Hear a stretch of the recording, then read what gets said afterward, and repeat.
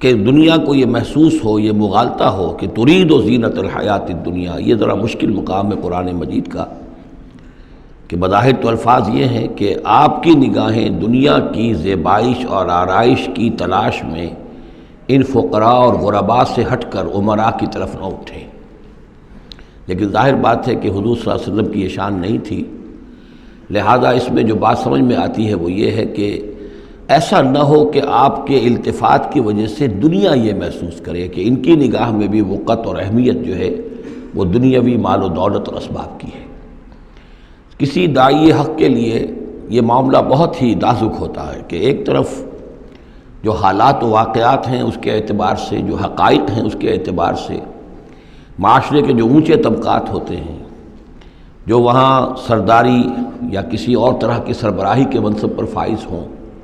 یا ان کے پاس فراوانی ہو دولت کی،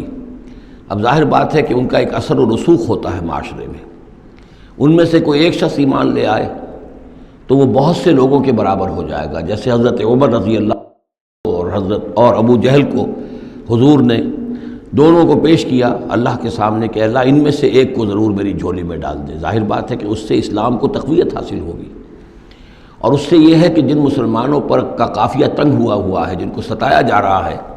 اگر کوئی بڑا آدمی ایمان لے آئے گا تو ان کو بھی سہارا ملے گا، جیسے کہ حضرت عمر اور حضرت حمزہ کے ایمان لانے کے بعد جو غرباء تھے، فقراء تھے اور جو غلام تھے انہیں ستایا جا رہا تھا، انہیں کچھ ریلیف ملا ہے۔ اس حوالے سے ایک طرف تو اس کی ضرورت ہوتی ہے کہ ان کی طرف توجہ کی جائے، التفات رکھا جائے، تاکہ اگر وہ ایمان لے آئے تو اس سے ایمان کو بھی تقویت ہو، اسلام کو تقویت ہو، مسلمانوں کو بھی فائدہ پہنچے۔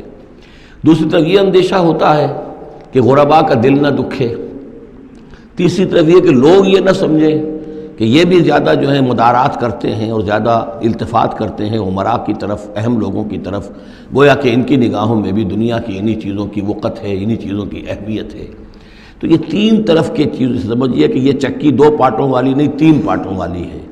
کہ جس میں کوئی داعی جو ہوتا ہے وہ اس مخمصے میں آ جاتا ہے کہ ایک طرف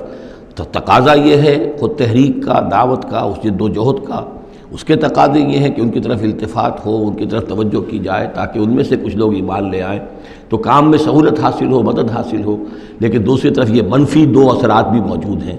تو اس کے مابین جو ہے حکم دیا جا رہا ہے حضور صلی اللہ علیہ وسلم کو کہ بہرحال آپ یہ احتیاط کیجئے کہ یہ تاثر نہ ابھرنے پائے کہ محمد کے نزدیک بھی صلی اللہ علیہ وسلم اصل اہمیت جو ہے وہ دولت مند لوگوں کی ہے۔